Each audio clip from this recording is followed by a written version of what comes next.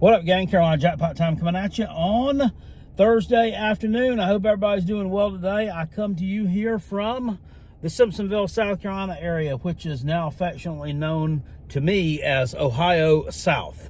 There are just so many transplants that have absolutely ruined this area. It just makes me pine for the day when I can move away from here and get back to my country roots again. But look, I want to get into a few things here. But first, if you're new around here, consider staying true around here by subscribing to the Carolina Jackpot channel and click the thumbs up on this video if you enjoy the content that you see here today. So we're going to get into one here. Look, if you don't like to hear me get unhinged, you don't like to hear me kind of go off on some folks, people, coaches, players, this might not be the video for you. You guys know that I don't really have a filter when it comes to these type of things. I'm liable to say anything and or do anything, and I usually do. So shy away if you don't want to see that. However, if you want to be entertained, stick around.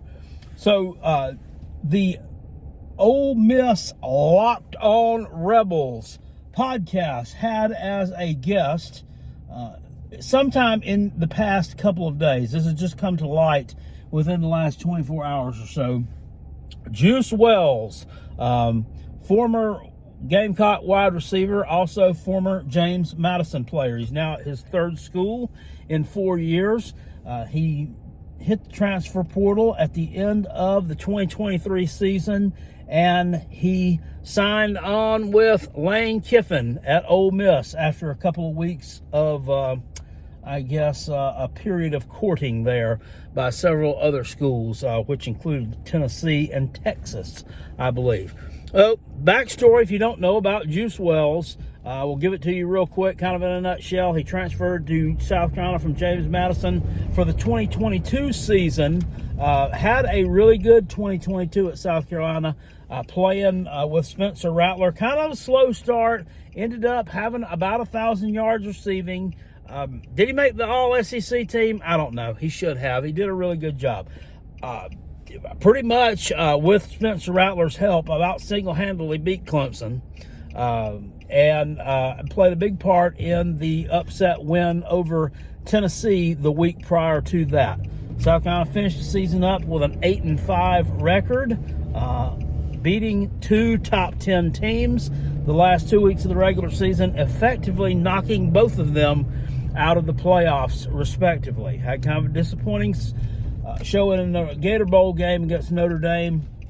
However, things were looking pretty bright for 2023.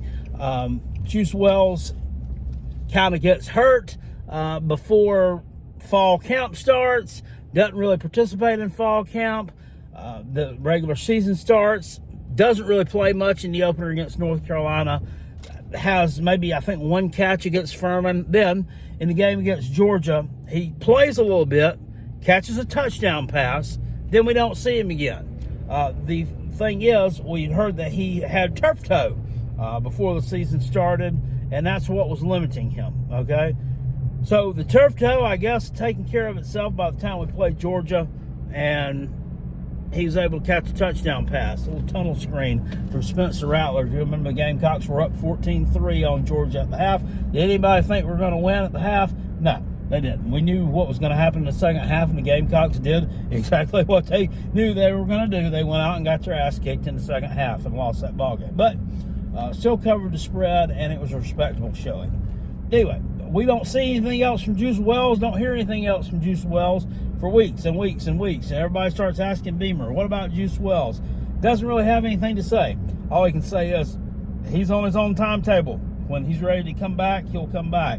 And this seemed weird to me, but I didn't really think anything of it. I just thought, oh, I guess he's not ready to play yet. He's hurt. Comes out that then he's not going to play against Clemson. He says, but I'll be back next year. But he didn't say who he's going to be back with. Now, I'd heard some rumblings from the inside already. This guy was probably going to hit the transfer portal. I'm like, what the hell? I'm like, he's making a ton of NIL money, and he's thinking about doing what? So then it comes out after the season is over with, he hits the transfer portal, and then it comes out that he was ready to go about by the Missouri game, which, if you'll remember, that was in mid-October. About by the Missouri game, he was ready to go. He could have played against Missouri, could have played against Texas A&M, could have played against Jacksonville State, Kentucky, all those teams down the line, but he chose not to do it. Something about he wanted his own doctor to look at him, not the ones from the South Carolina sports medicine staff, I guess. There's some interns there. I'm not really sure what happened with that deal. Here's the thing. He wasn't communicating with Shane Beamer, from what Carolina Jackpot understands. He was just kind of leading him on. So when Shane Beamer gave you that blank stare and said he didn't know what was going on with Juice Wells, he really didn't know what was going on with Juice Wells. So I came a long way around giving you the backstory there. Anyway, he hits the transfer portal. He goes to Ole Miss, and there was trolling from Lane Kiffin, who had been in Columbia, actually like trying to recruit Juice Wells, and takes a picture of his golf cart outside of the Juice Wells' dorm room. There was some drama about Juice Wells getting a haircut at the school barber there, that people that take care of the team after he had hit the transfer portal. I don't know how true any of that was, but there was a lot of bad feelings there. There was a lot of ill will from the Gamecock fans. Number one, because he was deemed the SEC NIL king and was making a ton of NIL money from South Carolina. He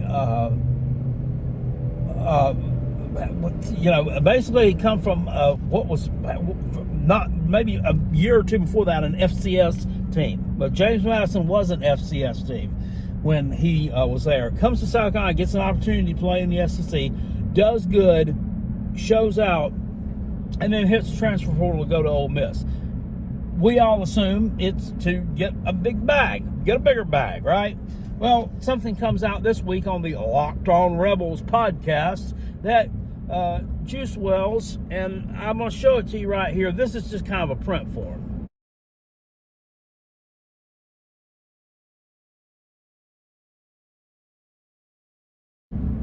Down in the description box below, I'm going to link there what Juice Wells actually said. It's actually from a YouTube video put out by the SEC Unfiltered podcast, headed up by former Gamecock Spurs Up Show host Chris Phillips. He's not the one doing this interview, but that's where you can get it from. You can see exactly what I had to say there. He says that the real reason that he left South Carolina was because he wanted to play with a quarterback who had SEC experience and could run an offense. Okay, well, I get that. I mean, that is true. Nowadays, with the transfer portal and the fact that you can just pick up and leave whenever you want to from wherever, you don't have to hitch your wagon to a redshirt freshman if you don't want to, and you're a wide receiver. You don't have to do that. You know, if you're a running back, you don't have to play with behind a weak offensive line anymore if you don't want to. You can transfer out. So that part is true. Then he goes on to say that he's a competitor and he doesn't like losing. Okay, motherfucker. First of all, let me tell you this. South Carolina was 8-5 the year that you decided to play, right? So we had a winning record when you were playing, indeed. South Carolina finished up 5-7 last year.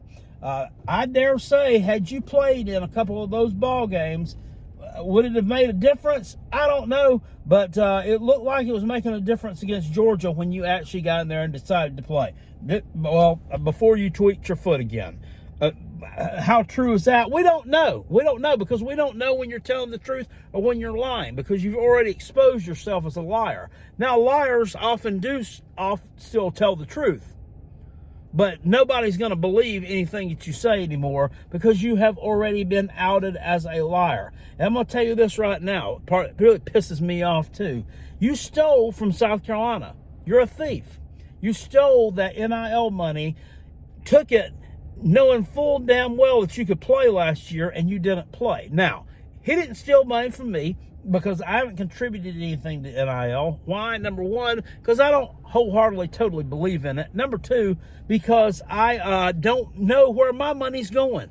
I don't know if it's going to Jim Bob Cooter. I don't know if it's going to Juice Wells. I don't know if it's going to Tonka Tonk Hemingway. I don't know if it's going to Alex Boogie Huntley. I don't know which of our players it's going to or how it gets divided up. More of that needs to be told to the people. Maybe you'll get some more people to donate. However, I do know that you stole from my friends. You stole from maybe mentors of mine. You stole from other members of our fan base that I don't know. You probably stole from members of our fan base that I don't even like. But that's not the point. You're a thief. You stole money from us, and then you get on here and you kind of take a dig at the program. And that pisses me off, knowing that you could have helped that program win some more games. Yeah, knowing that you are playing for a coach who is somewhat struggling, but is already kind of you. It was my turn to go, you dumbass. Who's already struggling, but you decide to kick him while he's down a little bit.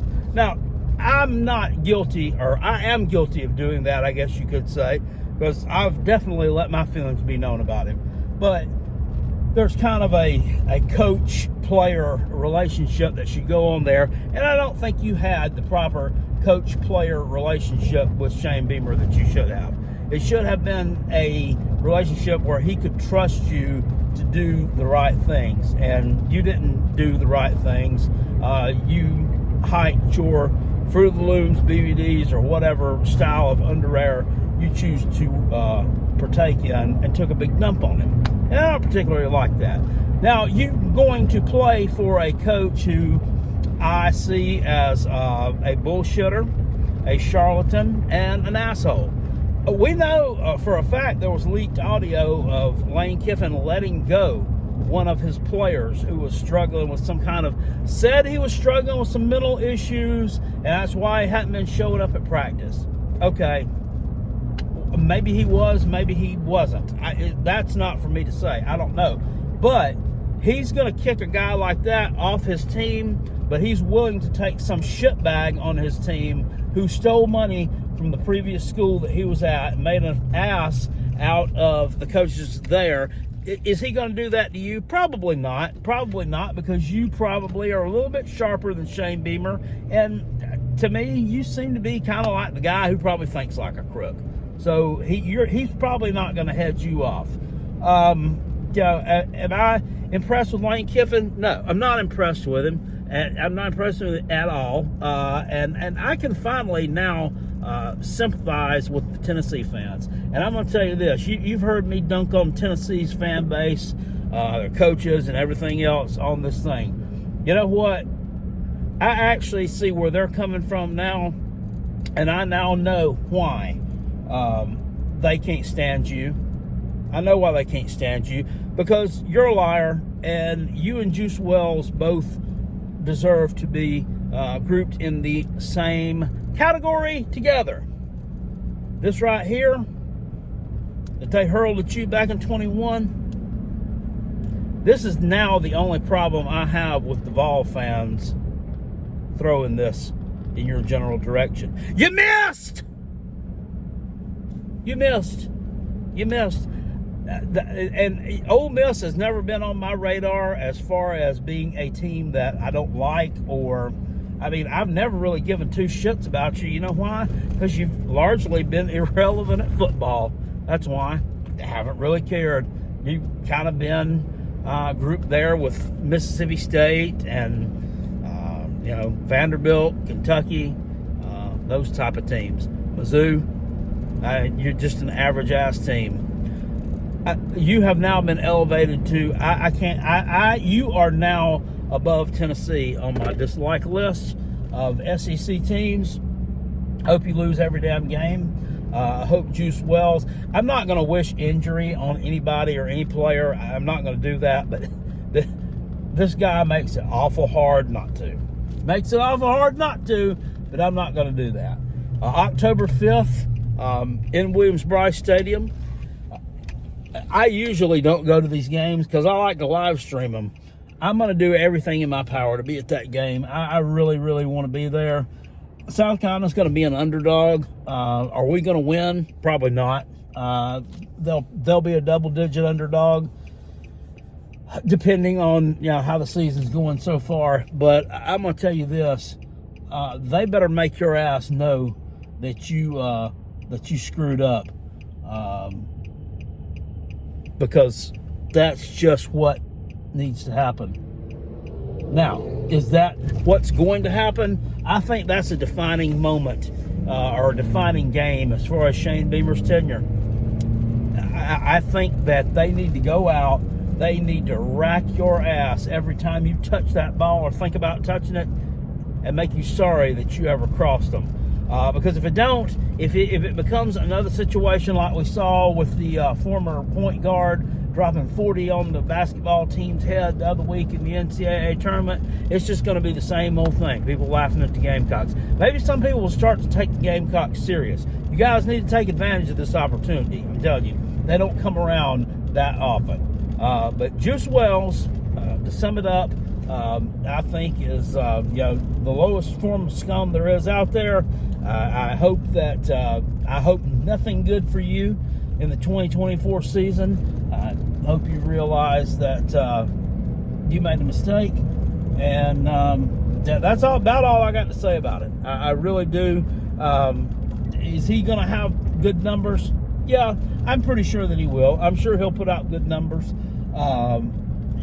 Is he going to be the dominant wide receiver in that offense? I don't know. Probably. He'll probably be their best wide receiver, but they have a lot more talent there to spread the ball around a little bit. He probably could have put up better numbers at South Carolina. But you are going to have a quarterback who has run the type of system that's going to make you successful. Now, South Carolina's kind of going away from that. They're kind of going with the dual threat type quarterback, a few more RPOs, zone option, all that good type of bullshit. So maybe that wasn't in the cards for you to do well here. But this is one that South Carolina needs to take advantage of. Anyway, that's about all I got to say about that. I've made a really, really long video to get to one little point to say, you Juice Wells, we'll see you later on. I appreciate it watching, guys. If you are new around here, like I said, subscribe to this channel. Also subscribe to my other channel. I'm going to put it in the description box below, Rocksbelly 864, to see the food reviews. And if you are not following me over there yet, please follow Carolina Jackpot over on TikTok. You don't stop. Girl, you make me feel so good. To see the food reviews over there as well. We have a heck of a good time over on TikTok. I'll see y'all later. Peace. I'm out.